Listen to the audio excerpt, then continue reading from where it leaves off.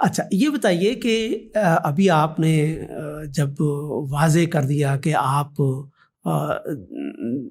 دیوبند کا جو ایک خاص نظریہ ہے، آپ اس میں ایک بہت ساری چیزوں میں متفق ہیں، پر اس میں کچھ جو اختلاف ہے اس کو پیش نظر رکھتے ہوئے آپ نے باقاعدہ ایک میں اس کو اگر علیحدگی کا لفظ استعمال کروں تو شاید مناسب ہو یا نامناسب ہو، آپ اس کی وضاحت کر دیجیے گا، آپ نے ایک خط لکھ کر اپنے آپ کو ایک فاصلے پر رکھ لیا۔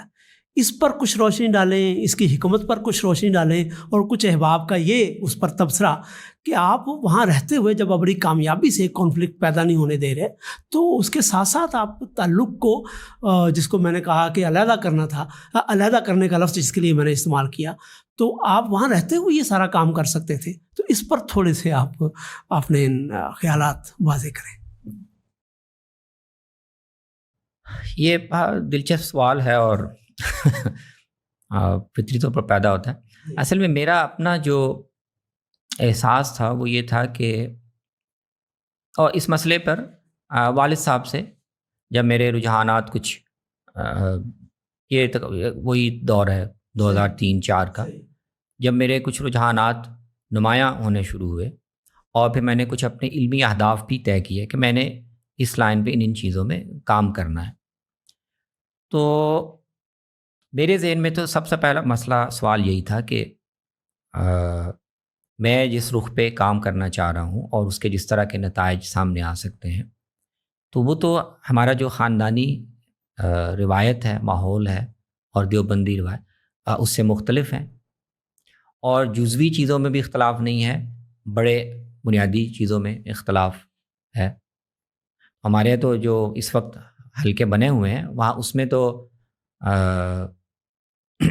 کون آدمی اس روایت یا اس حلقے کے اندر کا ہے اور کون باہر کا ہے، اس کا معیار بہت ہی ٹائٹ ہوتا ہے، ٹھیک ہے نا۔ تو مثلا اہل حدیث اسکول آف تھاٹ میں کچھ خاص مسئلے ہیں، وہ آپ کی شناخت ہے، ٹھیک ہے نا۔ اگر آپ رفع یدین نہیں کرتے، آمین نہیں بالجہر نہیں کہتے اور ایسا، تو آپ جتنے مرضی حدیث کے قائل ہوں، آپ اہل حدیث نہیں ہو سکتے، ٹھیک ہے نا۔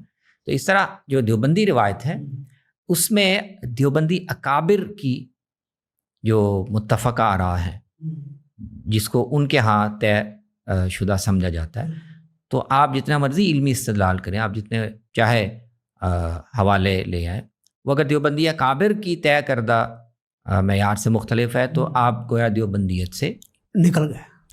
تو یہ جو تھے معیارات تھے، تو مجھے تو نظر آ رہا تھا کہ اس کے اندر میں جو کچھ بھی بات کروں گا یا کوئی، وہ دیوبندی فکر کی یا دیوبندی مکتب کی نمائندگی تو بہرحال نہیں ہوگی، وہ اس کے اندر ہضم بھی نہیں ہوگی، ایکسیپٹ بھی نہیں کی جائے گی۔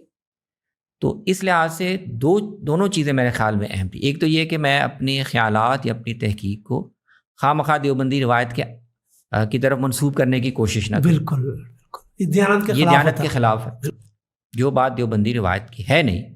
میں کیوں؟ اس لیے کہ میں دیوبندیوں کے مدرسے میں پڑھا ہوں، یا میرا خاندان دیوبندی ہے، یا مجھے اس حلقے میں تعارف حاصل ہے، تو میں زبردستی اس کو دیوبندی نقطہ نظر کے اندر، تو یہ مجھے سمجھ میں نہیں آئی بات۔ دوسری بات یہ کہ جب اتنا بڑا اختلاف ہے تو پھر آپ کا جو دائرہ عمل ہے وہ بھی اس حلقے کے اندر نہیں ہونا چاہیے۔ آپ زبردستی کچھ عرصہ کوشش بھی کریں تو کل کو وہ حلقہ اگلے گا۔ ایک آدمی جو ہماری فکر کا نمائندہ نہیں ہے وہ ہمارے حلقے کے اندر کیوں ایک کام کر رہا؟ تو میرے خیال میں ان دونوں حوالوں سے میں نے تو ذہنی طور پر یہ فیصلہ کیا کہ نہ تو مجھے اپنی دیوبندی روایت کی طرف، اس کا مطلب یہ نہیں کہ میں دیوبندی روایت سے کوئی برات کا اعلان کرتا ہوں، جی بالکل، یہ میں سمجھتا ہوں کہ بڑا اہم پوائنٹ ہے۔ ہاں، کہ میں اس جیسے ہمارے عام طور پر اعلان کیا تھا نا کہ فلاں مسلک چھوڑ کے فلاں مسلک، جی یہ وہ نہیں ہے، یہ وہ نہیں ہے۔ دیوبندی روایت سے یا اس کے علمی اہمیت سے کوئی برات اعلان نہیں ہے، لیکن وہ جو اپنی شناخت کے کچھ پیرامیٹرز طے کرتے ہیں میں ان کو ایکسیپٹ نہیں کرتا، تو پھر مجھے نہیں چاہیے کہ میں نسبت ادھر کروں یا اسی حلقے کو اپنی ان کی عصبیت کو استعمال کریں آپ۔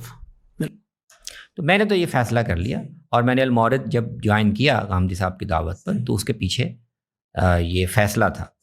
پھر اس کے بعد جب میں نے مدرسے سے رخصت لے کر یونیورسٹی کو اپنی تعلیم و تدریس کا، تو اس کے پیچھے بھی یہی فیصلہ تھا. تو میری طرف سے تو یہ فیصلہ ہو گیا جب میں نے المورد جوائن کر لیا، یا میں نے مدرسے سے اجازت لے کر یونیورسٹی جوائن کر لی، تو میری طرف سے تو یہ اعلان ہو گیا تھا کہ مجھے دیوبندی روایت کا نمائندہ نہ سمجھا جائے. اس میں مسئلہ یہ ہوا کہ والد صاحب کا خیال یہ تھا کہ وہ ان کی اپنی ایک رائے دیانتدارانہ جو مجھے کبھی سمجھ میں نہیں آئی، لیکن ان کی تھی کہ نہیں، آپ میں اگر اسی حلقے کے ساتھ وابستہ رہوں تو آہستہ آہستہ اس کے اندر ایسی سپیس بن جائے گی اچھا کہ دیوبندی حلقے کے ساتھ تعلق بھی قائم رہے گا، کچھ جو اختلافات ہیں ان کا بھی میں بھی اظہار کر سکتا ہوں شخصی طور پر. بالکل. تو حلقے سے الگ ہونے کا فیصلہ وہ شاید ٹھیک نہیں ہے. یہ ان کی ایک انڈرسٹینڈنگ تھی، ان کی ایک رائے تھی جو مجھے سمجھ میں نہیں آئی.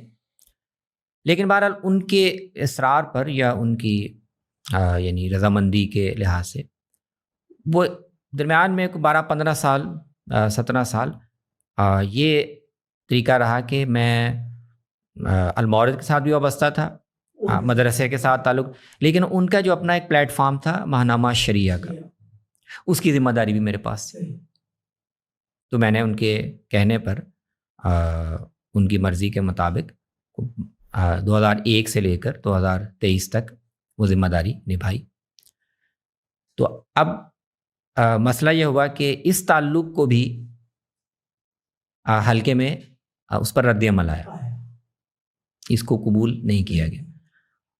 اور میرے اس تعلق کی وجہ سے خود والد صاحب کی شخصیت پر پورے حلقے میں بڑی اکابر کی سطح تک بہت زیادہ رد عمل ہوا.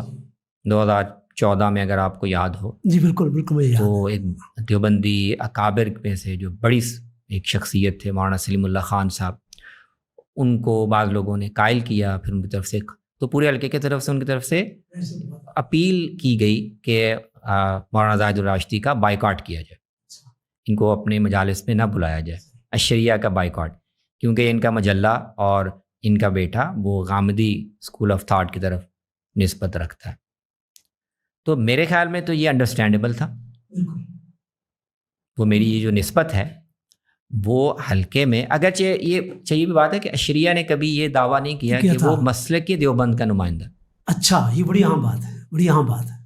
ہم نے اس کو ہمیشہ ایک اوپن پلیٹ فارم رکھا ہے. بالکل، ہر نقطہ نظر، ہر مکتب فکر کے اہل علم اس میں. لیکن یہ نسبت کہ وہ ایک دیوبندی عالم کا مجلہ ہے، اس سے بھی ایک شناخت تو بنتی ہے. تو ہماری جو مسلکی گروہ ہیں وہ آپ دیکھیں نا، شناخت کے معاملے میں کتنے حساس ہیں. شاید اس کا جواز بھی ہونا بھی چاہیے ان کو، کہ وہ کوئی اتنا دور کا تعلق بھی اگر ہو تو وہ ان کے لیے قابل قبول ہے. لیکن یہ چلتا رہا. میں اس دوران میں مسلسل والد صاحب کو مختلف موقع پر کہتا رہا کہ بنیادی پرابلم یہاں ہے کہ آپ نے اپنے بیٹے ہونے کی نسبت سے ایک ایسے آدمی کو اپنے مجلے میں ادارت کی ذمہ داری دی ہوئی ہے جو بنیادی طور پر دیوبندی شناخت کا آدمی نہیں ہے. نہیں رہ گیا یا نہیں تھا، کبھی ذہنی طور پر نہیں تھا، یا طالب علمی کے زمانے میں شاید کسی وقت ہو. تو یہ ٹھیک نہیں ہے، آپ مجھے اجازت دیں، میں اس سے الگ ہو جاتا ہوں. اور تو اس سے یہ جو دباؤ ہے یا آپ پر اعتراض ہے وہ ختم ہو جائے گا. وہ یہ ان کو فطری طور پر شاید یہ قابل قبول نہیں تھا. پھر اس کا ایک حل اور سوچا گیا 2000 میں حل میں سن مجھے اب یاد نہیں، لیکن 5 سال پہلے مولانا تقی عثمانی صاحب نے یہ تجویز دی کہ اچھا اگر مولانا زاہد الراشدی مجھے مجلے سے الگ نہیں کرنا چاہتے تو وہ خود الگ ہو جائیں اور اشریہ عمار خان کے سپرد کر دیں. اچھا. تاکہ پھر یہ عمار خان ہی کی نمائندگی مولانا زاہد الراشدی کا اس میں نام نہ آئے. اچھا. تو یہ ایک فیصلہ ہو گیا اور پچھلے 4-5 سال سے وہ میری ادارت میں مجلہ چھپتا رہا. لیکن دیکھیں اس کے باوجود نسبت تو ایک رہی. وہ مجلہ شروع انہوں نے کیا، اس میں ان کی تحریریں بھی چھپتی تھیں، بانی کے طور پر ان کا نام بھی لکھا ہوا تھا. تو اس پر بھی وہ جو مخالف مہم ہے وہ ختم نہیں ہوئی. تو اب میرے خیال میں اس سارے سیاق میں جب میں نے ابھی یہ نومبر دسمبر میں امریکہ کا وزٹ کیا اور غامدی سینٹر کی دعوت پر ہی میں گیا، اور بنیادی مقصد تو اس کی ایک پروجیکٹ کو دیکھنا اور کچھ علمی مشاورت تھی. یعنی میری طرف سے کوئی ایسا نیا اقدام نہیں ہوا تھا کہ میں شاید اب دیوبندی فکر سے نکل کر غامدی حلقے سے ایک تعلق قائم کرنے جا رہا ہوں، ایسا تو نہیں تھا. لیکن ایک وزٹ اتنا نمایاں ہو گیا، اور اس میں جو بات کہ وہ والد صاحب کو میرے خیال میں محسوس ہوا کہ یہ جو افیلیشن ہے اس میں ان کے خیال میں جو ایک توازن تھا